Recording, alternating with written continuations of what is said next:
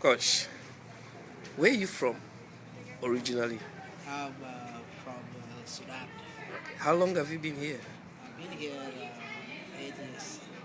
How did you know about AYCC? I just know AYCC through university when I just attend one of David Kizuki, one of Canada scientists, and I was inspired in that. And then university just said, uh, "Do you have any opportunities to attend ASC conference?" And then I just said, "Yep, of course. I just want to understand more." And how did you manage to get here in terms of the payment and transport?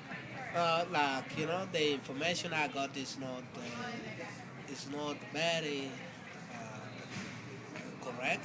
I lost a bit. I was just travel around here half an hour before I just found the street.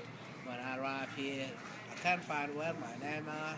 The information I got from university, things are very disorganized. So I will struggle a little bit until they just said, okay, and then put my name down and said, get in. So, yeah. And what do you think about that in terms of AYCC asking for people to pay and to come to the conference? Uh, it would be good for ACC, IYCC, to make the conference free for young people to attend, as they understand that we are very busy with other things, study and other thing, and we have other things we can spend money on. But if they just charge a little bit of money and they expect everyone to turn up, it is too difficult. But it doesn't mean that everyone love what AYCC doing. But a lot of my friends, they didn't come with me because they just said, look, my friend, we understand we can't afford to pay to attend that conference, but wish you good luck. And what do you think about AYCC in terms of what the aims are, what's the motive of uh, creating a social movement about environmental sustainability? What do you think about their aim? Is it inspiring? Is it good thing for the young people? Yeah, I think it's a very good thing. I hear great speakers. They have fantastic, inspiring story, and the what ACC is talking about is something that is concern maybe our generation to come, which is our children, which we don't have them now. But we see our fathers or mothers are doing something that will affect our children, and because they don't have right to say why you doing that and that, and that's why young people are really concerned about the future and not about today. So, you being part of this conference today, what have you learned? I learned how I just experienced how different young people come from different states and they are really passionate about climate change action, and they just we did a lot of activities, and our thought, our ideas, how we see things differently. But I think it's very good. We always rely on scientists because scientists are 90% they are correct. So always when we see scientists, they are doctors, they are whatever. So rather than political, they are talking about other stuff, which they don't have evidence to prove whether they are doing the right thing, we have to be concerned about, climate change.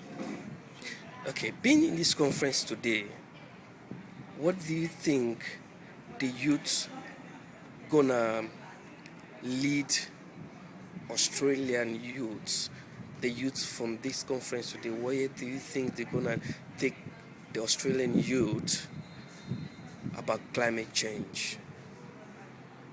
Like what the current government doing right now is a one step. You know, if we are supporting the government that law to be passed, because if that law to be passed, that's a one step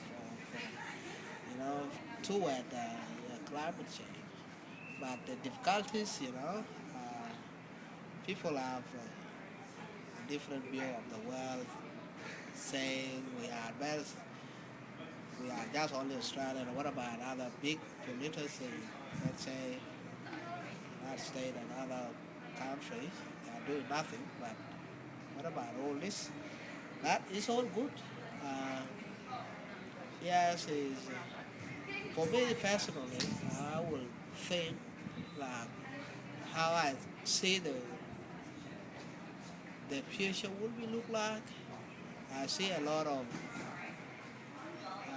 disasters, drought, flood, cyclone, natural disasters everywhere.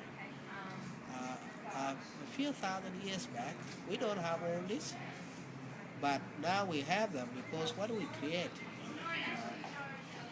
is affect us in different way. So, what do you think the AYCC could do for other countries besides Australia in order for them to be aware or to communicate with their government and leaders, for them to understand the gravity, the dangers of climate change in other parts of the world, like places like Africa, for example? African, we have our own big issues we are dealing right now. Climate change is a thing, is a number 10 agenda, but there are things are really serious with current political concerning human rights violation, Seeing we see that, people dying and all those. So there's a lot of mess have to be cleaned up before we just go a bit further. Second, Africa is not be compared with the world, because as a third world country, we are not a big polluters, But but because what they're doing right now, we have to make attention, because Western people are just targeting the third world country because of cheap labor, so that they can just chip all the company to where they find people who can work a little bit money and then make a lot of polluting. So back for African countries, we're really concerned, but there's a lot of political unrest. So I don't know what the first step for African leaders is to do. For me, we are a new nation, 3-month-year-old nation. So we have a lot of big job to do. So and climate change is a one of them. So it's one of them. So, you being part of this conference today, telling me that you've learned a lot, how could you impact a change about climate change in Sudan? How can you move, or how can you carry this experience to Sudan youths? It's about explaining to the people that what is this is all about. There are certain things that happening now in back in my country that you can relate it to, like drought, famine, and all those. Why? Because we are experiencing in my country, in Southern Sudan, we never have drought, but 2 or 3 years, we are experiencing a lot of drought, and we're wondering what's going on. These are the form of climate change, and to make people, educate them what climate change is all about. How can it impact us? Look, if you followed a lot of things, I believe the air we breathe will be affected. It's a part of health. That's what happened, and now it's better. But the more we do it, in the future it gets worse. Our children, we can see a lot of, maybe deformed. You will not be born like a healthy child because of the environment we are in. So, uh, for me, is I would just, advocate what climate change is all about, and through, grassroots, let people understand whether they can take action or not. But yeah, it's not in a political form, because the thing back then, everything you do, and you understand me, it does come from after. Everything you think that people will be with you, people take that, is a way that you want to enter to the political system, and maybe you are challenging the government that is doing nothing. So there's a lot of scarcity, but just with normal friends, pass to others, what climate talk, why we having this and we don't have it before, is because of that and that. Do you believe in climate change? According to what I just David Kazuki, one of the Canada environmental scientists, I believe is this one is for real, because he's back the time he was a young man, and now you see a lot of change when you go back to the river where they do fishing, and all those things are changed. And he just said these are the evidence, the spices, they're all gone and all this.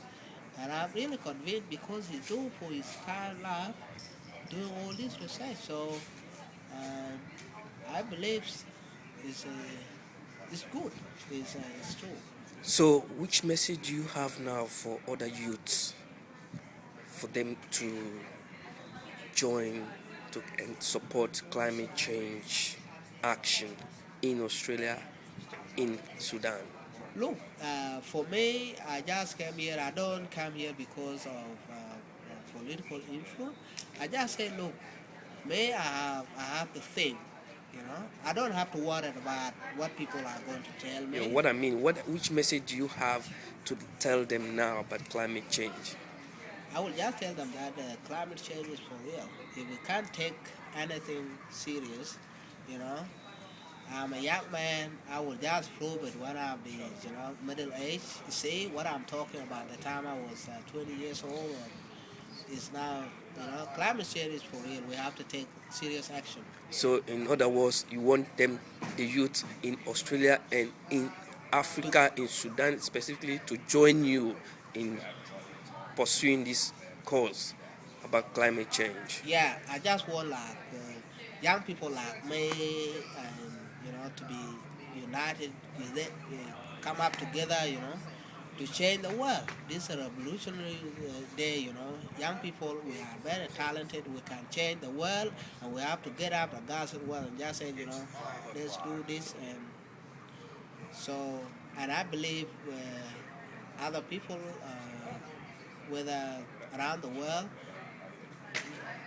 they can be with me, and we can do things together.